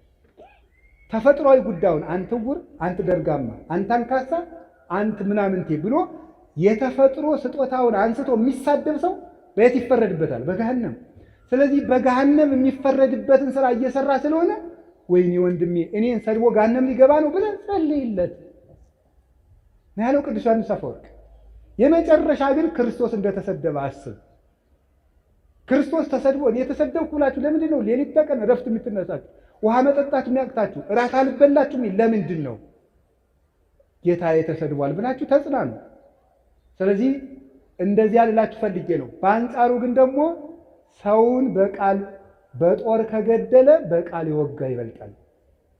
ሰውን እግዚአብሔር ያሳያችሁ። በጦር እኮ አንድን ሰው ወግቶት ቢሄድ ሮጠን እንነቅለዋለን። በቃል ከወጋው ግን የት አግኝተን እንነቅለዋለን? ያን ውስጥ ነው የሚገባው ቃሉ፣ አይምሮ ውስጥ ነው የሚተከለው። እና በቃላችን ነፍስ ከመግደል እግዚአብሔር ያድናል። አፋችሁን ከርክሙ በሞት ያፈርሰው። እንዲያውም ልንገራችሁ፣ ስንመጻደቅ እኛ የምንፈርድባቸው ወንበዴዎች ቀድመውን መንግስተ ሰማያት ሊገቡ ይችላሉ። እኛ የምንሰድባቸው ይሄ ገሌሌ እንዲህ ያለ ነው እንዲህ ያለ ነው የምንላቸው፣ ጸልዩለት። አረጋዊ መንፈሳዊም ብሏል፣ ለመሪከ ፈያታዊ ወዘማዊ በል በአይቴ አምር ለማይቀድመን በውስተ ገነት ከመፈያታዊ ዘይማን። ሌባ ወንበዴ ብታይ ይሄ ሰውዬ ዘማዊ ብታይ ይሄ ሰውዬ እኔን ቀድሞኝ መንግስተ ሰማያት ይገባለሁ ምን አውቃለሁ እያልክ ለፍ። እንደ ፈያታዊ ዘይማን ቀድሞኝ ይገባለሁ ምን አውቃለሁ እያልክ ለፍ እንጂ አቤቴ ዘፋኝ፣ አቤቴ ሌባ፣ አቤቴ ዘማዊ፣ አቤቴ ሰካራም አትበል። አንተን ይቀድምህ እንደሆነ አታውቅም ነው። ቅዱስ ኤፍሬም አንዲት ሴት ለነገስታቱ ስትዘፍን አያት እና እየዘፈነች ነገስታቱ ደስ ብሏቸው ጠጅ እየጠጡ ያይና አልፎ ሲሄድ አለቀሰ። ምን ሆነ ነው የምታለቅስ ቢሉት በሁለት ነገር አለቅሳለሁ። በምንድን? የመጀመሪያው ይቺ ሴት እነዚህን ነገስታት የምታስደስተውን ያህል ፈጣሪዬን አለማስደሰት፣ እሷ ለምድር ንጉስ እንዲህ ስትለፋ እኔ ለሰማይ ንጉስ አለመልፋት። ሁለተኛ ነፍሷን አይቼ አሳዝናኝ። ሰውን ብትችሉ ካለበት አውጡት፣ ካልሆነ ግን ባለበት ላይ ሸክም አትጨምሩበት። ብትችሉ ካለበት ጉድጓድ አውጡት። እንዲያውም አንድ ልንገራችሁ፣ ከባይታውያን አንዱ ከሴተኛ አዳሪዎች ቤት የሚሄድ ሰው ነበር። ቅርጫት ይሰራል፣ ቅርጫቱን ይሸጣል። ማታ ከሴተኛ አዳሪዎች ቤት ሄዳል። ስንት ነው የምታሳድር ይላቸዋል። ይሄን ያህል በዛሬን ይመጣል ብሏት ይሄዳል። ብሩን ይከፍላል። ይሄድና ገብቶ ማልቀስ ይጀምራል። ምን ሆነ ነው? መልክ ያስጠልቷል ትለዋለች። አላስጠላኝም። እና ምንድነው የሚያስለቅስህ? እንሞታለን። ራሳቸውን በንስሐ የሚያስታርቁ ንዑዳን ክቡራን ናቸው። የሚያስታርቁ ማለት ራሳቸውን በንስሐ ከእግዚአብሔር ጋር የሚያስታርቁ። ይሄ ባለ 50 ሰማይና ምድር ታርቀውበታል። አሁንም ንስሐ ግቡ። በባለ 50 ንስሐ የለም የተባለው ስግደት አይሰጣችሁም ነው እንጂ አትናዘዙም አልተባለም። እሾህ ወግቶኝ አሁን ባለ 50 ነው በሰኔ እነቅልልሃለሁ ይባላል እንዴ? እሾህ አይደለም እንዴ? ኃጢአት ምንድን ነው? እሾህ ነው። ነፍሴን እየወጋት አይደለም እንዴ? እና እሱን በሰኔ እነቅልልሃለሁ ሊባል ነው እየወጋኝ? አሁኑኑ ሄዳችሁ ታረቁ፣ ከእግዚአብሔር ጋር እንታረቅ። ኢትዮጵያ ምን ያስፈልጋታል ብትሉኝ፣ ከእግዚአብሔር ጋር መታረቅ። ኢትዮጵያ የሚያዋጣት እጇን ወደ እግዚአብሔር መዘርጋት። ከእግዚአብሔር ጋር ከታረቅን እግዚአብሔር ለግፈኞች ልብ ይሰጣል። እግዚአብሔር ክፉ ልብን ይመልሳል። ደም አፍሳሾችን እጃቸውን ይሰበስባል። አይምሯቸውን ያስተካክለዋል። ክፉ ምክራቸውን ወደ በጎ ይለውጣል። እኛ ከእግዚአብሔር ጋር ግን አንታረቅ። ካልታረቅን ታዲያ ምን እናገኛለን? አንታረቅና እንለምነው ምን ይገኛል? ምንም። ስለዚህ የእግዚአብሔር ቤተሰቦች ሕዝብ ሲከፋ እንደ ጨንገር ክፉ ሰዎችን ይጠቀማል እግዚአብሔር ይባላል። አሁን ከእግዚአብሔር ጋር ለመታረቅ ራሳችንን ወደ እግዚአብሔር እንመልስ። በማንም ላይ አንፍረድ። በማንም ላይ የመፍረድ ኃጢአትን እናቁም። ተያይዟችኋል እናንተም እናቶቼ፣ እንዲሁ ቁጭ ብላችሁ በሚዲያ መነኩሴ ስትሳደቡ፣ ቄስ ስትሳደቡ፣ ጳጳስ ስትሳደቡ። እኔ ለምሳሌ አሁን ዓርብ ጠዋት እንጀራ ስበላ ታዩኝ ይሆናል። እሷም ቪዲዮ ታነሱና ተመልከት፣ አባ ገብረ ኪዳን ተመልከት፣ ዓርብ ቀን ምን እንደሚያደርግ ተመልከት፣ ጉዳችንን እንስማው። እንዲያው አንደኛ እንዲያው ብትምሩን ምን አለ አንዳንድ ቀን። ኧረ በስመ አብ ወወልድ ወመንፈስ ቅዱስ። እናንተ 100 ኃጢአት ሰርቼ ብላችሁ ስትናዘዙ ውጣ አንተ ሌባ ብለናችኋል? ለራስ ሲቆርሱ አሉ አያሳንሱ እኮ ነው። አንደኛ ብትምሩን ምን አለ። ተያይዘን ከምንጠፋፋ ተያይዘን ብንጸድቅ አይሻልም? እውነቴን ነው። አባ ገሌ ንስሐ ይግቡ ብላችሁ በግል ብትነግሩን ሸጋሉ። አንድ እሱ ነው። ሁለተኛ ደግሞ ሰውየው ዓርብ ቀን ለምን ማለዳ እንደበላ አታውቅም፣ በሽታ ኑሮበት ቢሆንስ? ሶስተኛሳ ሰውየው በልቶ ሄዶ ንስሐ ገብቶ ከእግዚአብሔር ጋር ታርቆ ሁሉ አንተ እንደ ውሻ ወር ሙሉ ከእሱ ኃጢአት ጋር ነህ። ሰውየው ግን ታርቆ ጨርሶ ሊሆን ይችላል ከእግዚአብሔር ጋር። በጣም በጣም እኔ የምነግራቸው አሳፋሪ የሚያሰኝ ይሄ ነው። ራሳችንን ከእግዚአብሔር ጋር እናስታርቅ። እንመወቃቀሱን እንተወው። ሲኖዶሱ ነው፣ ቄሶቹ ናቸው፣ መነኮሳት ናቸው፣ ጥሩ አባታትን ነው። ዝም ብለን እንታረቅ። ግድ የላችሁ። አዎ እኛም እያጠፋን ነው። ጥሩ አባት አልሆናችሁም፣ ግን አብረን እናዲያ እግዚአብሔር ጋር እንታረቅ። ለእኛም ጸልዩልን፣ ለምኑልን። ጥሩ ሰው ካልሆንልን እኔ እንደው እውነት ለመናገር አፄ ቴዎድሮስ ሲያስቀድሱ አሉት የተባለ አንድ ነገር አለና ሲያስቀድሱ ዲያቆኑ ጳውሎስን ትቶ ምን አነበባሉ? ኢዮብን። ቅዳሴ ላይ ኢዮብ አይነበብም። እንግዲህ እግዚአብሔር ያሳያችሁ ማለት ነው። እና መርጦ ተዘጋጅቶባታል። ያው አፄ ቴዎድሮስ ቄስ ሲጨቁኑ አልነበረም? እና ምን አደረገ? አነግስ ብእሴ መደልዎ የሚለውን ያነባል። ጨካኝ ንጉሥ አነግሳለሁ ብሏል እግዚአብሔር የሚለውን ነው የሚያነበው ማለት ነው። እሳቸው እያስቀደሱ ነው ማለት ነው። ጨካኝ ንጉሥ አነግሳለሁ ብሏል እግዚአብሔር ይላል እና ዝም ብለውታል። አልሰሙኝም መስሎት መልሶ አነግስ ብእሴ መደልዎ ይላል። ዝም። ሶስተኛም አነግስ ብእሴ መደልዎ አይ በይንተ ከህዝብ የሚለውን ጨምረው ስለ ህዝቡ ክፋት የሚለውን ጨምረው አለ። ስለ ህዝቡ ክፋት የሚለውን ጨምረው እስኪ በሉ ሁላችሁ ስለ ህዝቡ ክፋት የሚለውን ጨምረው ነው። ስለዚህ የእግዚአብሔር ቤተሰቦች እንደው እንደ ጦር ጉሮሮ እንደ ፈረስ ጆሮ ተካክለን በድለናል። ማንም ሰው እኔም ጨምሮ ያው እግዚአብሔር ያውቃል። እንደው ለትትና ማለት ሁላችንም በድለናል። እግዚአብሔርን ይቅር በለን እንበል። ይልቁን እንታረቅ። ራሳችንን አሁን ከዛሬ ጀምራችሁ ንስሐ አባት የሌላችሁ ንስሐ አባት ያዙ። ፈልጋችሁ ከእግዚአብሔር ጋር እንታረቅ።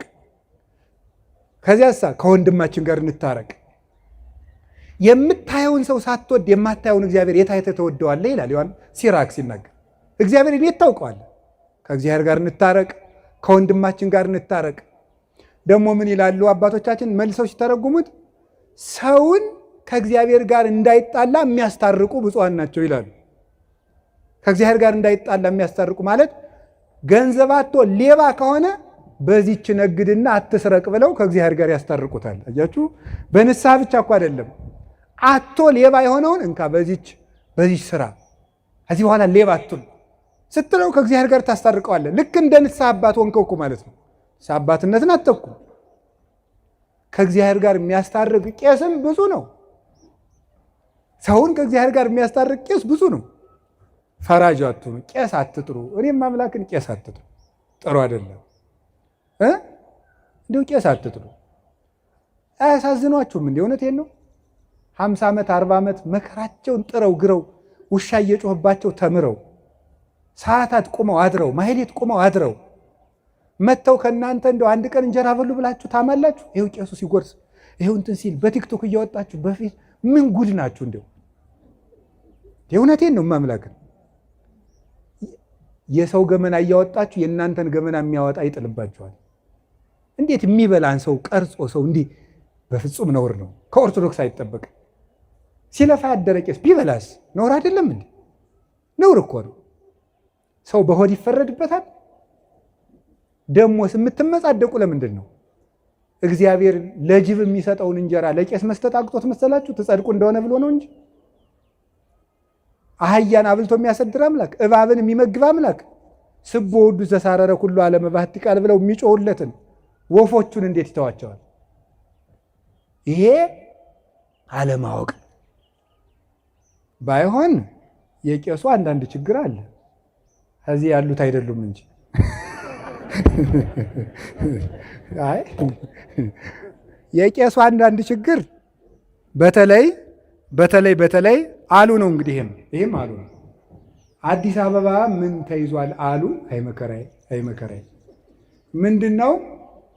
ግብረ ሰላም እናብላችሁ ሲባል የምግቡን አይነት ማጣራት ተገቢ አይደለም። አልዘረዝረውም። ይሄን የነገሩኝ አንድ እናት ናቸው። የዛሬ 4 ዓመት አዲሱ ሚካኤል አግኝተው እናንተ ቀዝቃዛ ውሃ የሰጠ መንግስተ ሰማያትን ይወርሳል ብላችሁ ታስተምራላችሁ። አሁን በባለ 50 ቄሶችን ቀዝቃዛ ውሃ ቀድቼ ብጠራቸው ይመጣሉ ወይ አሉኝ። ነው አይገርማችሁ? እነዚህ ይመጣሉ። ስለዚህ አሁን እኔ የምነግራችሁ እና መርጦ ንስሐ ልጅ መያዝ፣ ድሃውን ንስሐ አባት አልሆንም ማለት፣ ሀብታሞችን ቶሎ ቶሎ እያገኙ የድሃውን ስልክ አለማንሳት። እንዲያው ድንገት ከተፈጠረ ሜቢ ነው፣ ድንገት ከተፈጠረ ነው። እስካሁን አያረጉትም። ድንገት ከተፈጠረ ይችን እናስተካክል፣ እኛም ይችን እናስተካክል፣ እናንተም አትፍረዱ። አብልታችሁ መፍረድ ኧረ በጣም ከባድ እኮ ነው። አብርታ እያበላችሁ ቪዲዮ ማንሳት ሞኝ ናችሁ። እንዲህ አሁን እኔ አሁን መጥቼ ከእናንተ ቤት ስበላ ጉርስ ሳረግ ቪዲዮ ልትቀርጹ ነው? መነኩሴን እንዲያው ሲጸልይ ያነሱታል እንጂ ሲበላ የእኛ አባት ሲበላ ልትሉ ነው? የእኛ አባት ሲጸልይ በሉ እንጂ ነውር እኮ ነው። ዘወር ነው ማለት ዘወር። እንዲሁም ልንገራችሁ፣ ሰማችሁኝ? ሰው ሲበላ አቅርባችሁ ዘወር በሉ። አይናችሁት ይብላ፣ አራበው ይብላ። እኔ እውነቴን እኮ ነው። እግዚአብሔር አብርሃምን ለማብላት ከሰማይ እንደወረደ አላያችሁ? አብርሃም እንዲበላ ብሎ እግዚአብሔር እየበላ እያጣበቀ እየጎረሰ እየመሰለ አብርሃም እግዚአብሔር ከበላማ እያለ እንዲበላ አብርሃም እንዲበላ። እኔ ካስተማሩኝ መምህሮቼ አንዱ ያየዋቸው ስማቸውን ስለማይፈልጉ ውዳሴ ከንቱ እንዳይባቸው አልጠቅስም። አንድ ቦታ ሄደን ይጨመር እንጀራ አሉ። የእንታ ምነካቸው ብለን እኛ ደግሞ ይጨመር ኧረ በቃን ስንል አይን ያልበቃኝም ጨምሩ ብሎ ተጨመረ። ከተጨመረ በኋላ ለካ ሌላው ሆድ እንደቀረው አይተው ነው እንዲበላ ብለው። እሳቸው ግን አልበሉ። ሰውን እንደዚህ አድርጎ ነው እንጂ ማሳደግ። ኦርቶዶክሳውያን እኮ ልክ አለን። ኦርቶዶክሳውያን ወርቆች ነን። ብናለቅስ ያምርብናል። ልቅሷችን ውብ ነው። ሰርጋችን ውብ ነው። ክርስትናችን የሰማይ ነው። ይሄንን እንደ ፈሪሳውያን መመጻደቁን እንትወው። ስለዚህ እግዚአብሔር ቤተሰቦች ከካህናት ጋር አትጣሉ፣ ራሳችሁን ከእግዚአብሔር ጋር አስታርቁ። እንታረቅ። ቄስን ከእግዚአብሔር ጋር ሰውን ከእግዚአብሔር ጋር የሚያስታርቅ ቄስማ ብዙ ነው እንጂ ማምለክ 3 ክንድ ከስንዝር ቁመት ያለው ሰውዬ ጸልዮ ለምኖ ከፈጣሪው ጋር የሚያስታርቅ ከኢየሱስ ክርስቶስ ጋር የሚያገናኝ የክርስቶስን ሥጋ በእጆቹ የሚፈትት ቡሩክ እኮ ነው። አሁን ይህንን ቄስ ብፁዕ ነው ብለው ተርጉሞታል። የንስሐ አባት ብፁዕ ነው። ሰውን ካስታረቀ ነው ታዲያ ንስሐ ልጆቹን ከእግዚአብሔር ጋር ካስታረቀ። አንድም ብለው ኃይለ ቃልን ከኃይለ ቃል የሚያስታርቁ መምህራን ብፁዓን ናቸው ይላል ቅዱስ ቄርሎስ ተረጉሞ። የተጣላ መጽሐፍ ቅዱስን የሚያስታርቁ ተጣልቶ የሚታያቸውን የመጽሐፍ ቅዱስ ኃይለ ቃል የሚያስታርቁ ብፁዓን ናቸው ይላል። ስለዚህ የእግዚአብሔር ቤተሰቦች የእግዚአብሔር ልጆች የሚባሉት ይሄን እርቅ የሚያደርጉ ናቸው። ብዙ ስለ እግዚአብሔር ልጅነት ላስተምር የፈለግኩት ብዙ ነበር፣ ይበቃኛል። በባለ 50 እስከ 6 ሰዓት ላጾማችሁ አልፈልግም። ስለዚህ መድኃኔዓለም የሚታረቅ ልብ ይስጠን፣ ታርቀን ደግሞ እሱ ይታረቀን፣ ይቅር ይበለን፣ በቃ ይበለን። መድኃኔዓለም ስለ ቅዱስ ተክለ ሃይማኖት ብሎ በኢትዮጵያ የሚፈሰውን የደም ጎርፍ ያቁምልን፣ ሰላም ያሳየን፣ የሰላም ብርሃን ይላክልን። በተዘጋ ቤት ላሉ ደቀ መዛሙርቱ የትንሣኤውን ብርሃንና ሰላም የሰጠ ጌታ ለሀገራችንም የፍቅር፣ የሰላም፣ የአንድነት ብርሃን ይላክልን። ስብሐት ለእግዚአብሔር። ይቆይ።